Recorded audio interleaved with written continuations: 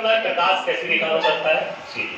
आपको बिल्कुल straight line दिख रही है ना पूरी, देखो सभी लोग दिख रही है स्ट्रेट लाइन। तो इसका मतलब है जो रे है वो हमेशा कैसी रेखा में चलती है? सीधी रेखा में। सभी को दिख रहा होगा यहाँ तक एकदम स्पष्ट पूरा उसका पाथ दिख रहा होगा, दिख रहा है स्पष्ट। तो प्रकाश कैसी रेखा में चल रहा है? सीधी रेखा में।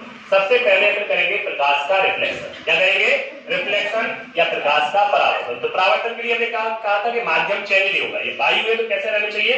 वायु में रहना चाहिए। तो आप देखोगे कि यहाँ पर इस मिरर के ऊपर हम क्या डालेंगे? प्रकाश डालेंगे। देखो आप देखो यहाँ पर, देखो यहाँ पर ये प्रकाश डाला, तो ये जो रे है जो इस पर जा रही है उसको क्या कहते हैं? जल्दी से बताओ। इंसिडेंट। हिंदी में क्या कहते हैं इसको? आपतित किरण। अच्छा ये परावर्तित होकर जा रही है इसको क्या कहते हैं? इस पर दिख रही है कि नहीं दिख रही है? देखो आप लोग दिख रही है ना। अच्छा अब एक चीज देखो, मान के चलो इसके बीच में हम एक नॉर्मल बना दें, अवलंब बना दें। क्या बना दें? अवलंब। जैसे ही हम इसको घटाएंगे सामने वाला एंगल भी क्या होगा? घट रहा है। जैसे इसको बढ़ाएंगे तो सामने वाला भी क्या हो रहा? बढ़ रहा है। इसका मतलब है कि बीच का जो अवलंब होगा कि एंगल हमेशा बराबर होना चाहिए, आई का मान आर भी हमेशा बराबर होना चाहिए। परावर्तन की शर्त क्या होती है? रिफ्लेक्शन की शर्त क्या होती है? कि आई और आर का मान आपतन कोण और परावर्तन कोण हमेशा दोनों कैसे होते हैं? इक्वल। अगर बीच में हम यहाँ पर एक लाइन खींच दें तो जितने डिग्री का एंगल यहाँ घटाएंगे सामने वाला भी एंगल आपका घटता जाएगा, और जैसे ही हम इस एंगल को हम बढ़ाएंगे वैसे ही एंगल भी क्या होगा? बढ़ता जाएगा। इस पर दिख रहा है ना सभी को? तो ये क्या होगा? प्रकाश का सभी को दिख रहा है ना? देखो ये एंगल घटाया, ये भी घट गया, और जैसे ही हम इसका एंगल बढ़ाएंगे सामने वाला एंगल भी क्या हो रहा? बढ़ता चला जा रहा। समझ में आ गया? ये प्रकाश का क्या है? परावर्तन। अब देखो प्रकाश का परावर्तन समझ में आ गया। अब हम आपको दिखाने वाले प्रकाश के अपने ये जो रे है तिरछे में, देखो ये दिख रही है ना? तो इसने क्या किया कि यहाँ पर आप इसके बीच में भी देखो, बीच में दिख रहा है कि इसमें बीच में ये थोड़ा सा झुकाव हो गया। बीच में ये दिख रही है सभी को बीच में रे, इसको जाना चाहिए थी इस सीध में, लेकिन वो झुक गई है और झुक के क्या थोड़ा सा नीचे की ओर आ रही है। कहां की ओर जा रही है? देखो जैसे आप देखो ये हम तिरछे में कितनी तिरछी कर दी, इसके अंदर दिख रही है ना आपको? नहीं दिख रहा किसी को? नहीं दिख रहा है ना? तो इसको देखो कितना तिरछा किए। अगर इसको हम हटा देंगे तो ये जा कहां रही? ऊपर। लेकिन जैसे हमने इसको लगा दिया कहां गई? समझो सभी लोग, देखो कहां जा रही? ऊपर। जैसे हमने इसको लगा दिया क्या हुई? झुक गई। तो अवलंब की ओर झुक क्यों रही है? क्योंकि कैसा मीडियम है? डेंसर। डेंसर मतलब कैसा होता है? माध्यम। अच्छा एक चीज देखना कि आप देखोगे इसकी जो बाल दिख रही है ना रे, वो उसकी डायरेक्शन वही रहेगी जो इसको हटाने पर रहेगी। जो सबसे लास्ट में देखो, लास्ट में ये जा रही है ना ये वाली, अगर इसको हटा देंगे तो उसी सीध में चली जाएगी। पहले क्या हुआ? झुक गई। पहले क्या हुई? ये झुकी, और झुकने के बाद क्या हुआ? यहाँ पर जो इस पॉइंट पर क्या हो रहा है कि ये दोबारा से सघन माध्यम से कहां जा रही?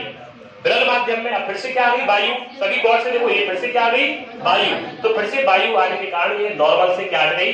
दूर हट गई। तो जो इसका पहले रास्ता था उसी ने अपने दोबारा से वही रास्ते को अपना लिया। यहाँ पर बीच में झुक रही है कांच के अंदर, और कांच के बाहर यहाँ से निकल रही है, फिर से वो क्या है? दूर हट रही है। अच्छा ये चीज तो हमने आपको दिखाई प्रकाश के। अब क्या होता है कि कोई हीरे के बारे में आप लोग जानते हो? हीरा, हीरा लाइट जाने के बाद भी चमकता है। तो क्यों चमकता है? उसका एक रीजन है कि हीरे के अंदर पूर्ण आंतरिक परावर्तन होता है, मतलब प्रकाश एकदम से बाहर नहीं निकल पाता। प्रकाश उसी की दीवारों से टकराकर उसी के अंदर आपके घूमता रहता है, उसके किनारों से होकर बाहर दिखता है, जिसके कारण लाइट ऑफ होने के बाद भी हीरा चमकता रहता है। तो यही एक आपको इसमें कैसे आपके परावर्तन होता है तो उसको देखना आप थोड़ा सा, ठीक है? अभी आपको देखो ये दिख रहा है ना सभी को, इसकी ऊपर की दीवार से लौट के प्रकाश फिर से नीचे जा रहा है। देखो जाना कहां चाहिए था प्रकाश को? ऊपर। सभी लोग देखो गौर से, प्रकाश कहां जा रहा?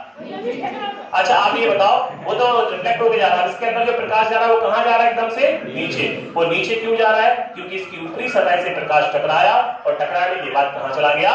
नीचे की ओर। जबकि जाना कैसे चाहिए था? देखो, और कैसा जा रहा? नीचे जा रहा है ना, नीचे। तो इसको बोलते हैं आंतरिक परावर्तन। इसको क्या बोलते हैं? आंतरिक परावर्तन। यहाँ पर क्या हो रहा है? आंतरिक परावर्तन हो रहा है, इसकी सतह से टकराकर प्रकाश नीचे जा रहा है। जल्दी से एक गिलास फटाफट पानी भर के आओ। इसके अंदर जैसे ही प्रकाश जा रही है तो ये आपके जाने का थोड़ी सी टेढ़ी हो रही है। देखो जरा गौर से इसको टेढ़ा, तो अगर इसको यहाँ रख दें तो अगर आप इसको गौर से देखोगे, अगर ये रे है तो वैसे तो नीचे से रिफ्लेक्ट होकर आपको हल्का सा टेढ़ा पर दिखेगा, नहीं दिख रहा है तो देखो इसमें दिखा है आंतरिक परावर्तन। वो कैसे होता है? देखो इसकी दीवार से प्रकाश देखो लौट रहा है नीचे की ओर, दिख रहा है इसकी सतह से।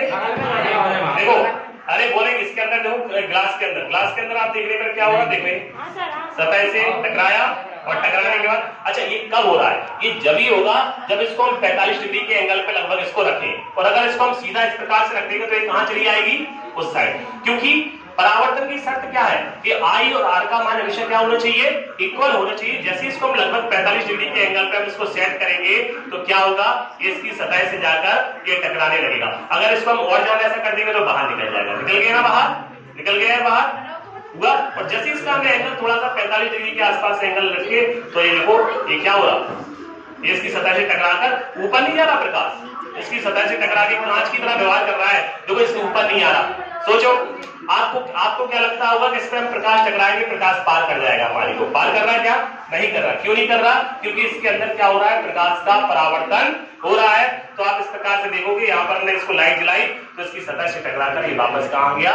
नीचे आ गया। इस चीज को क्या बोलते हैं? प्रकाश का आंतरिक परावर्तन। इसको इंग्लिश में क्या कहते हैं? रिफ्लेक्शन। इसमें आई और आर का मान कम बराबर होता है। अगर हम आई एंगल घटाएंगे, दोनों एंगल आपके नॉर्मल जो आपका होता है बीच में, तो घटेगा और बढ़ेगा ना।